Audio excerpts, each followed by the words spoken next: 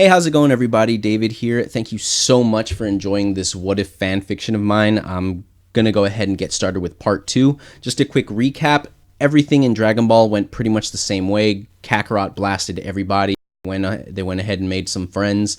Kakarot's flying around, destroying people, and he had to transform into his Uzaru form in order to escape the dungeon where they were held by Emperor Pilaf. Right before Pilaf could make his wish, Bulma makes a rash wish while Kakarot's off destroying the castle, to go ahead and just get rid of the Uzaru form on all the Saiyans. And if you guys watched my my part 1.5, I went ahead and discussed what was going on with the Saiyans out in outer space. But we're going to go ahead and forget about them for now because we're just going to get through the rest of Dragon Ball really quick. So, just so you guys remember, Kakarot had a power level of 550. This is post-training on Earth with Grandpa Gohan. And with the wish to get rid of the Uzaru form, the side effect of which was to give every Saiyan an automatic 10 times power boost. That's what the Uzaru form was for, and since they don't have access to it, remember Shenron can't make people weak. Like, you can't just wish, hey, I wish Cell had a power level of 1 and then just one-shot Cell. You can't do that. So Shenron couldn't take away their power, so he just kind of applied it to every single Saiyan in their base. And so that means that Kakarot starts off with a power level of 5050 post Emperor Pilaf saga. Now, let's get into it.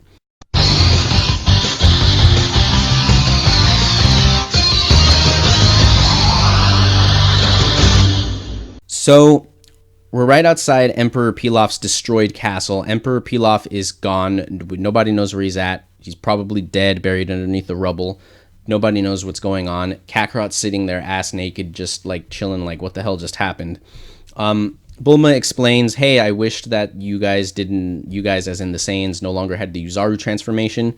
Kakarot's like, well, I kind of feel like so much stronger, and he realizes that he has the 10 times power boost, and his power level is now 5,500. So this means that he no longer has to worry about an Uzaru transformation, and he gets an immediate 10 times power boost, which is totally useful. So he thanks Bulma profusely, and they're kind of just sitting around deciding, what are we going to do now? So Kakarot's like, hey, I remember I met Master Roshi. He's the guy who trained Grandpa Gohan, and he seemed so much stronger than Grandpa Gohan, so I'm going to go to him for more training. Technically, I'm the most powerful being on the planet right now, probably like in the whole sector. Because remember, according to the Dragon Ball Super Broly movie, high power levels are actually really rare. And I know it doesn't seem that way considering that, there are so many other species, their power levels were like in the 30,000s and stuff.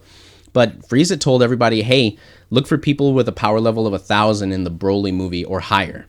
And they were surprised to find Paragus, who had a power level of 4,200. So they're like, so I'm assuming that high power levels are rare. And so he's like, I'm probably the most powerful being on this planet and this whole solar system and this whole sector or whatever. So I just need to, I still need to continue training because I'm nowhere near Frieza's level. So he's like, I'm going to go meet with Master Roshi and I'm going to learn. And this gets Bulma's and Yamcha's attention. Because remember, Yamcha got pretty much one-shotted by Kakarot. So he's just totally like, wow, I want to learn to be so powerful. So he's kind of obsessed with that right now. And you know what? For this what if, I'm going to say that Bulma's interested too. Because originally, in the original Dragon Ball manga, when Bulma met Goku, he was just this absurdly strong but weird kid. And she kind of acclimated to the power that they developed further on. And so I think that it was kind of a blasé thing for her. But in this what if, Bulma met Kakarot, who already knew how to fly, who was already blasting things. And when she asks him, like, how did you get these powers? Is it because you're an alien? And he's like, no, any human can develop these powers on their own. So Bulma is very interested because remember, Bulma's a 16-year-old girl. That's pretty badass. Being able to fly and to blast things, that catches her attention. So Bulma decides, hey, I'm going to go with you guys and learn with Master Roshi. So that's basically what goes on. So, they make a few stops, they refuel, they restock. They take a moment to drop off Kakarot's, like, for example, his Scouter and his Saiyan pod at Capsule Corp, because he's not really using them. And Bulma kind of convinced Kakarot that, hey, you know what? Humans can use some high technology too, because if you're going to go and challenge Frieza, we might need to be on a technological level with them. So Kakarot agrees, and Capsule Corp now has access to alien technology. So then they finally get to Master Roshi's place. Kakarot, Yamcha, and Bulma are there, and they're like, hey, we want to learn from you. Roshi tries to perv on Bulma, but, she shuts him down, Yamcha shuts him down, and Kakarot shuts him down. And right before they can begin their training, 2 more people show up. One of which is a very familiar character. We all know him and love him. It's Krillin. And he's still that little brat that we first see, He's still kind of like, oh, I'm going to be the one and only. I'm going to learn from the Turtle Hermit. And he's got kind of like a chip on his shoulder because, remember, he was bullied mercilessly at his Shaolin temple. So he still has that, like, he's got an axe to grind. And he's got, like, a little bit of I need to get stronger. And he's got that drive. And the other person is Chi-Chi. Because, remember, Kakarot told Chi-Chi, you need to get stronger because if you want to be with me, I need to make sure that you can keep up and, help protect, because one day I'm going to challenge Frieza and I need people that are strong to stand with me. So Chi-Chi for the past week was training with her father, but her father had already pretty much taught her everything he knows. So she decided, I'm going to go train with the man who trained my father, Roshi.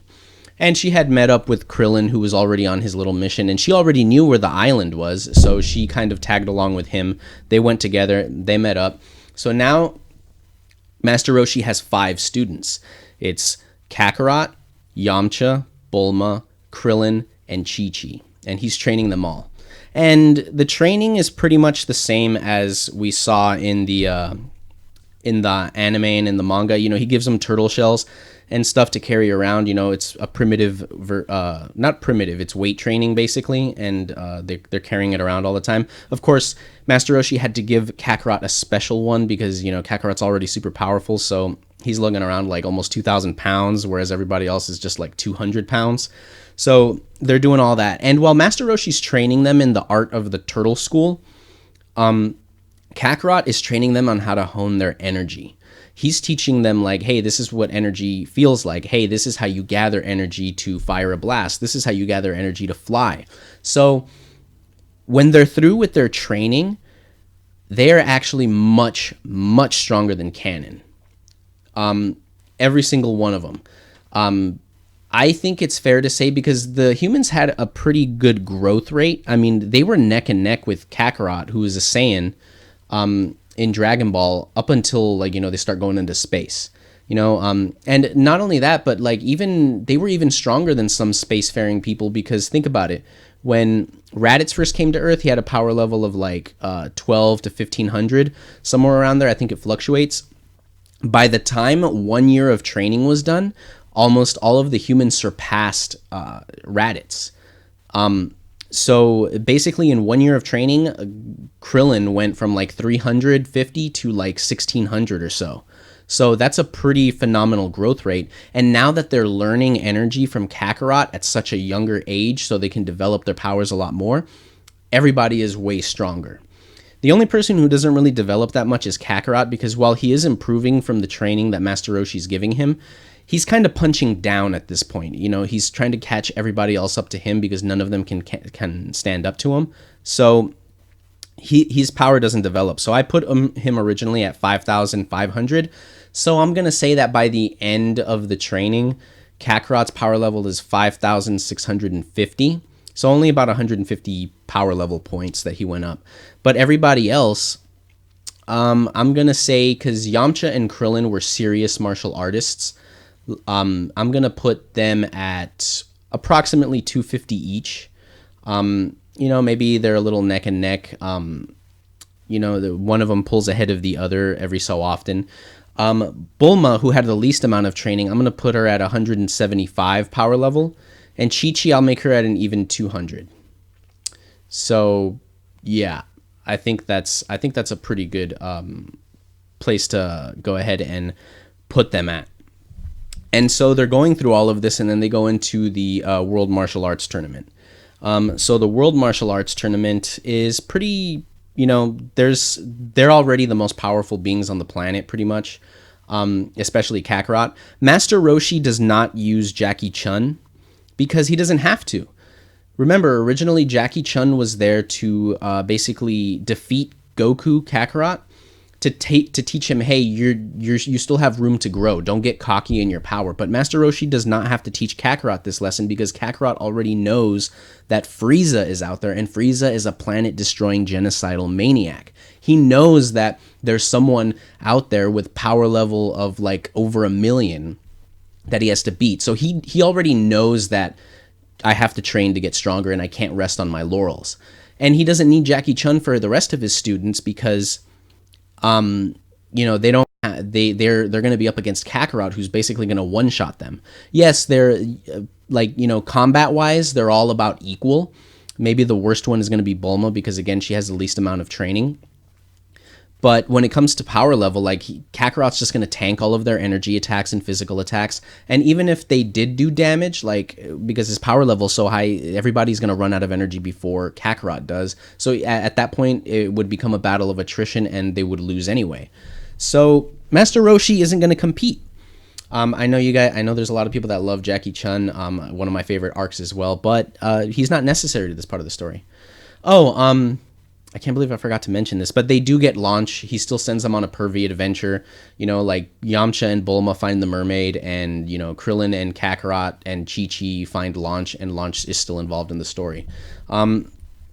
So, yeah, she is still there, so we do still get some shenanigans, because it is still a pretty lighthearted story that's going on so far. So, they get through the World Martial Arts Tournament. Finally, we get to, They do the eliminations, and then the day after that, they kind of get into the semifinals and the quarterfinal, semifinals, and so on and so forth. So, just to give you guys a little bit of action, I'm going to go ahead and say that one of the first matches in the quarterfinals or whatever, I have this written down, but I totally forgot how I made sense of it. So I'm going to say, for example, Bulma versus Bacterian. That was one of the first matches. Bulma, of course, she's this is disgusting. I can't believe I have to fight this guy. But Bacterian doesn't really stand a chance because Bulma doesn't have to approach him. She just extends an arm, does an energy blast, knocks him out of the ring. She just wins by, ring out. So she didn't have to get stomped by him. She didn't get bear hugged by him. She just completely blasted him out of the arena. The next match would have been Yamcha versus Chi-Chi, which Yamcha would win because he does have more practical fighting experience instead of just what do you call it? Kind of sparring combat experience. So, because remember, he was a bandit who was out in the desert and he had to get roughed up. He was full of scars when we first meet him. So Chi-Chi would kind of get edged out by Yamcha. And then finally, for the Turtle School, Krillin versus Kakarot. And Krillin puts up a great fight, because they do fight hand-to-hand a little bit. But then, at that point, Kakarot's just going to start fighting back. And it's all in good fun. They're good sports. Krillin knew that he wasn't going to defeat Kakarot. He knew that he's leagues and leagues ahead of him at this point, which is why they're training so hard. Overall, Krillin got his vindication, in the qualifying matches. He already beat his monk friends who used to, they weren't his friends, but the ones who used to torment him. He already beat them, so he's got his win already. And going up against Kakarot was kind of I know I'm not going to stand a chance, but I'm going to fight you anyway. And Kakarot's I respect that, so let's go, let's fight as hard as we can, until Krillin is just he's just knocked out. Not knocked out unconscious, knocked out of the, tournament. And then finally we have Bulma versus Yamcha. Yamcha edges that out because he is stronger than Bulma at this point. Excuse me. And finally, it's going to be Yamcha versus Kakarot for the final. Again, Kakarot just obliterates everybody. They don't stand a chance. They're strong, especially strong for humans, especially for being so young. But remember, Kakarot's 5,650. They don't really stand a chance at this point. So Kakarot wins the tournament, wins the money, spends it all on food. Every good times are had by all. Everything is going on pretty well. And then finally, they go back, they do a little more training, and Chi-Chi is like, hey, everybody, you guys want to come to my kingdom because, I want to go see my father. I want to introduce, have a banquet, celebrate the engagement, blah, blah, blah. Chi-Chi still kind of got romance on her mind. But she is toughening up. She is learning a lot of stuff from Kakarot. So they kind of go off into the, what do you call it? They kind of start entering the territory of the Ox Kingdom, and then they come upon a destroyed village. And in kind of there's a bunch of refugees. There's people like right there. They're excuse me. They're all kind of like huddled up, and they're being helped out by a gang of freedom fighters who are fighting the Red Ribbon Army. Red Ribbon Army had come through. They completely destroyed the village, and they took all their resources, food, water. They killed some people, and they're kind of being hunted down by these freedom fighters that are just around trying to resist the Red Ribbon Army, because the Red Ribbon Army is this huge gang of like people. So the group decides to hang out and kind of help out, and they even deal with a little bit of the skirmishes from the Red Ribbon Army. And they make some pretty good friends with them. There's some people that are just up against the Red Ribbon Army, and Krillin gets a huge crush on one of them named Lazuli, because she's fighting against the Red Ribbon Army, along with her twin brother, because the Red Ribbon Army had gone through and killed everybody in their town, and they had branded them as criminals and delinquents and all that. And they pretty much got run out of their town. So they hate the Red Ribbon Army with a passion. So they kind of make friends with these two, Lapis and Lazuli, who are fighting against the Red Ribbon Army. And they let them know, hey, we're going to go and attack the base soon.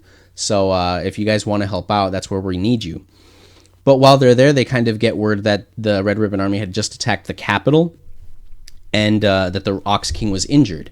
So naturally they all take off, because that's Chi-Chi's father. Kakarot goes to support Chi-Chi, and everybody else follows them.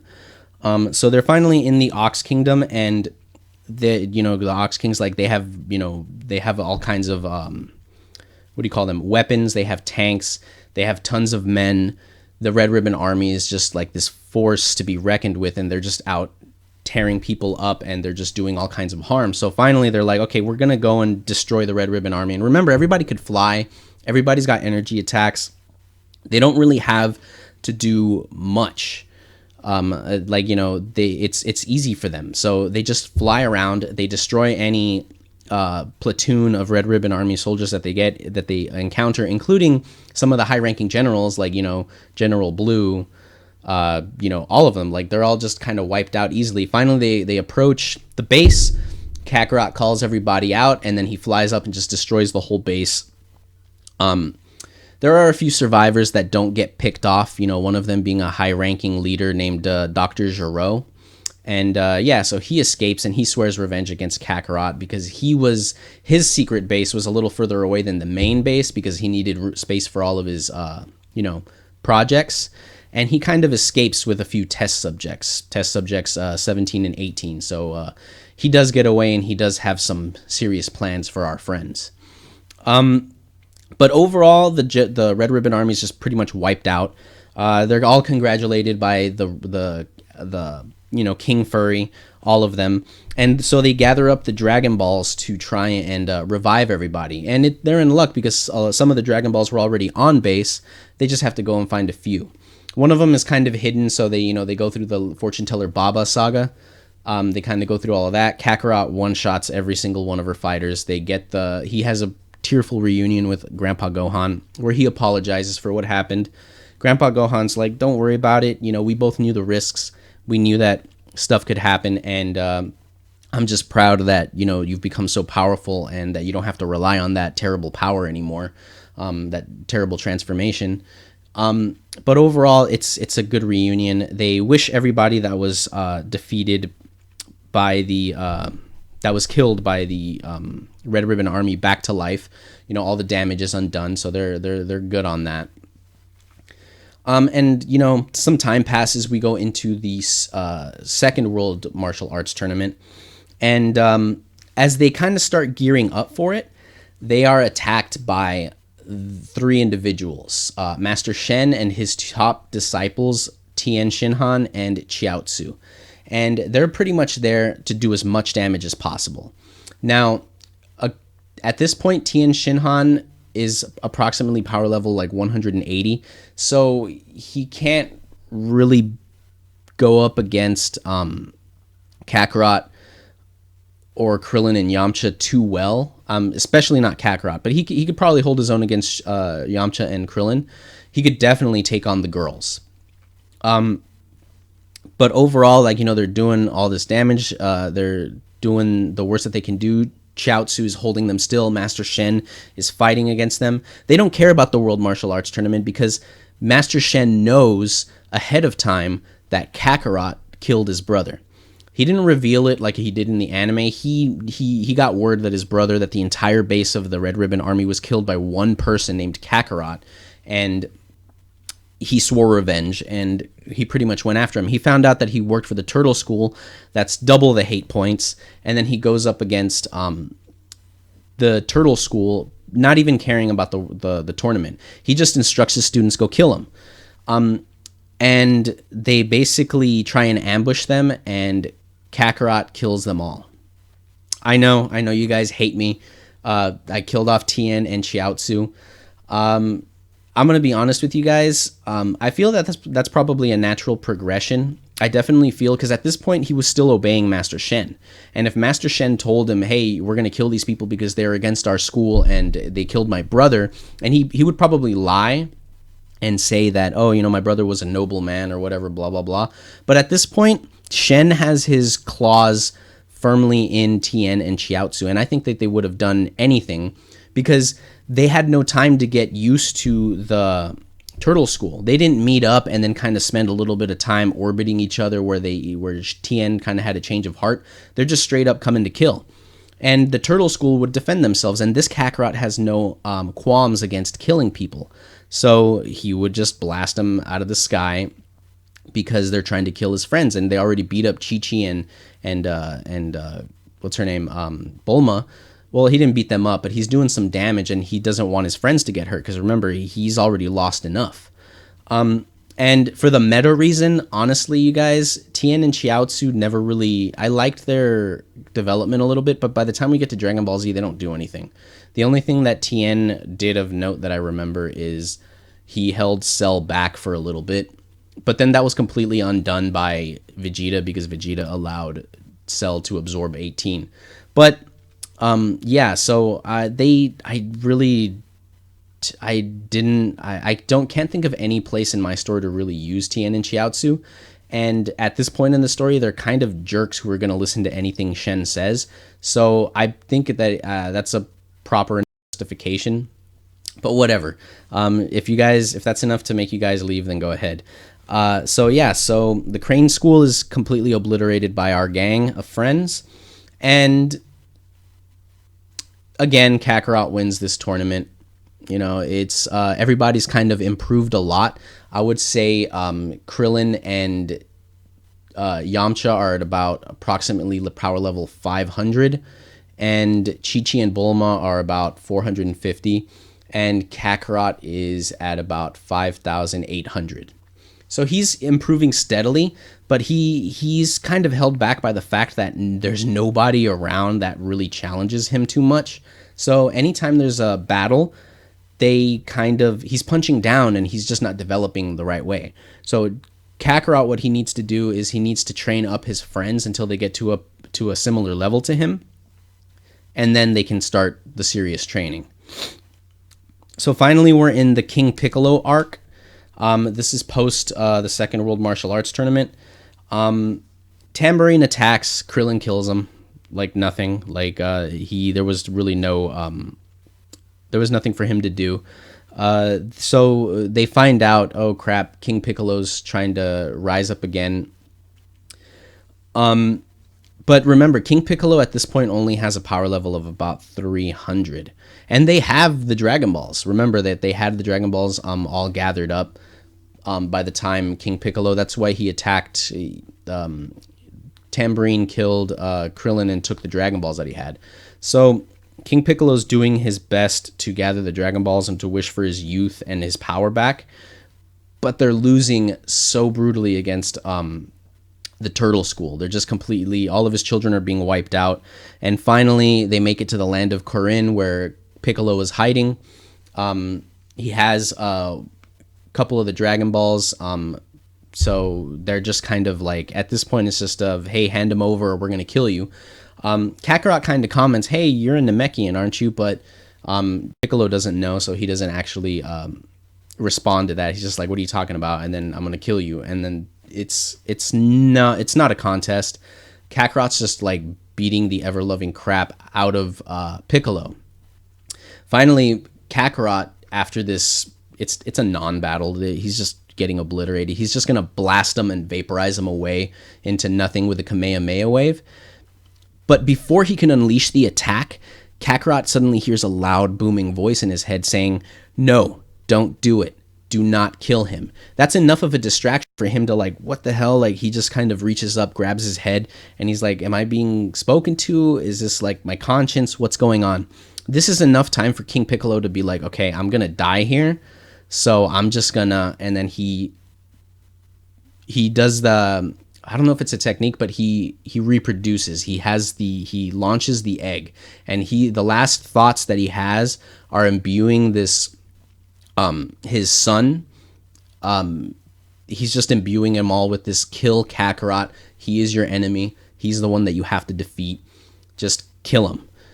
And so he just launches the egg, and that's enough time. Like, nobody notices because they're like, what's wrong with Kakarot? And Kakarot's like, what's going on? And then all of a sudden the voices in his head just disappear. And Kakarot's like, I don't know what's going on, but okay, Kamehameha wave, and he just blasts King Piccolo away. So that's pretty much it. Nobody noticed that King Piccolo managed to reproduce. The voices in his head are gone. You know, they don't really know what's going on, but King Piccolo is no more. They have the Dragon Balls. Nobody really died because, you know, they were just searching for the Dragon Balls, and they had most of them. And King Piccolo got the ones that he did without, you know, having to kill anybody. And Tambourine was killed immediately by Krillin. So there were no deaths. They don't have to wish anybody back from the dead or anything. So what happens is that they get called up Corinne's tower. They meet Corinne, and he's like, oh, hey, how you guys doing? Whatever. And then Kami's calling you. So they go up and they meet Kami. They kind of freak out a little bit because he looks just like him, but Kami states, don't worry, I'm not King Piccolo. I'm actually the guardian of Earth, Kami. And he kind of, he's there with them, and he decides, you know, you guys are strong, and I want to help you gain even more strength. So, you know, it's kind of the way that he approached Kakarot to, you know, hey, go ahead and I'll go ahead and train you. You need to gather, you know, your powers and everything. Only this time, everybody's training. It's Kakarot, Yamcha, Bulma, Chi-Chi, and Krillin. And so they stay up there for the 3 years to train with the Guardian of Earth, Kami. He's got all kinds of, you know, cool techniques. He's got all kinds of knowledge about how to train people. So they grow. And they don't just grow a little bit, they grow significantly because they're throwing themselves into their training. Because again, this is a Kakarot, and these are people, these characters, they know that there's a huge, powerful, genocidal monster who's just destroying planets and solar systems with the flick of his finger. They know, thanks to Kakarot, that there is this huge threat that's out there. So for 3 years, and remember, they have a phenomenal growth rate. I think I have to restate that because some people are just going to be like, oh, you're just being too generous with the power levels. But I think at this point, after training with Kami, who's going to put them through all kinds of crazy techniques to, you know, build up their strength, and with the tenacity that they're throwing themselves into the training, I think that they're going to have a significant boost to their power levels. So Kakarot, post-training, this is post-training with Kami. Kakarot's going to be power level 10,000. Krillin and Yamcha are going to be approximately power level 9,500. Chi-Chi's going to be 7,500, and Bulma's going to be at 7,000. So that's where they're at right now. They kind of they're done training with Kami, they don't really have to worry too much about any of that. So they kind of go back. They meet Master Roshi. They're so much more powerful. They what do you call it? You know, they kind of train with him and they discuss all the stuff that Kami taught them. And not only did they get trained physically, but they kind of feel better emotionally and stuff too. Kami taught them how to, you know, maintain their composure. They're no longer these aggressive, like, I'm going to go and fight, you know, and all that. I mean, they still live to fight, but they're no longer kind of, that's not their state of being all the time anymore. And so they kind of decide on a whim, hey, we're going to go ahead and go into the World Martial Arts Tournament again so we can fight and, you know, challenge each other and all that. Because now they're strong enough to pose somewhat of a threat to Kakarot. So that means that from this point forward, when they train together, Kakarot as well as them will build up their strength a lot more. So Kakarot's no longer punching down, and the team is no longer just getting the crap kicked out of them and growing at a steady pace. Now they can challenge each other and overcome each other so that their growth rate will improve from there. There's a stranger there named Ma Jr., and they're like, who is this guy? And he looks just like Piccolo. And he reveals himself to be the son of Piccolo, and that he declares that he's going to challenge Kakarot and that they're going to fight to the death. Piccolo at this point, he knew, thanks to his father infusing him with all that knowledge, that Kakarot is so powerful. Piccolo trained like a beast. He didn't just spend 3 years just doing meditation and stuff like that. He put himself through the ringer. He wore the weighted clothing. He did all of that stuff. And he fought Kakarot with all of his might. And the fight pretty much goes the same way that it did in the manga, except their power levels are just like, they're both at a power level of 10,000. So they're both just tearing each other up, and they're just fighting to the absolute death. You know, they take off their weighted clothing, so now they're both at about 12,000 instead of 10,000, and, you know, they're just going through all of this, just making each other suffer, really, until finally Kakarot wins. But instead of killing Piccolo, because that was such a great battle, because, you know, Saiyans love battle, and we know Kakarot's personality, because his personality didn't really change too much. I'm guessing that, you know, he got a lot of his, like, you know, fun-loving stuff from Gine, who is much gentler than most Saiyans. I mean, he still has that aggression and that I want to fight, but when he's chill, you know, he's chilling. So he lets Piccolo go, and Piccolo's like, I swear I'm going to get revenge against you, and then he flies off. And, you know, he wins the World Martial Arts Tournament again, and Kakarot and Chi-Chi get married, and then they go their separate ways. They kind of like, okay, you know what, I'm going to go on my honeymoon. Bulma's like, you know, I haven't really seen my family really steadily for, you know, in like, what was it, 4 or 5 years. So I'm going to go and spend some time with my family. You know, I want to spend some time at Capsule Corp, work out my brain, not just my body for a while. Yamcha goes with her because they're still dating at this point. And, you know, Krillin goes back to Master Roshi's, and he's just kind of going to spend some time learning more Turtle School stuff from Master Roshi. And they kind of go their separate ways temporarily. So, yeah, so there's a wedding, everything goes on, and that's where I'm going to go ahead and leave this part 2. So we just finished up Dragon Ball, and if you notice that, you know, I kind of went through it really quick. The reason I did so is because a lot of the changes that I want to discuss, they happen in Dragon Ball Z in that timeline. And the Dragon Ball timeline, it was, even if Kakarot was a power level of 500, the way I had him to start with, he still would have owned everybody. He was still more powerful than everybody. So that's, you know, he would have breezed through Dragon Ball anyway. So that's why I kind of just breezed through it here, especially with a team of powerful people that Kakarot had. So I'm going to go ahead and just leave it here for now. I hope you guys enjoy it. If you didn't because it was so rushed, I apologize. But, you know, I'm probably going to take I'm going to take a little more time on all future installments. So I hope you guys enjoyed this. Please tune in for some more later. And see you guys. I'm out. Yeah.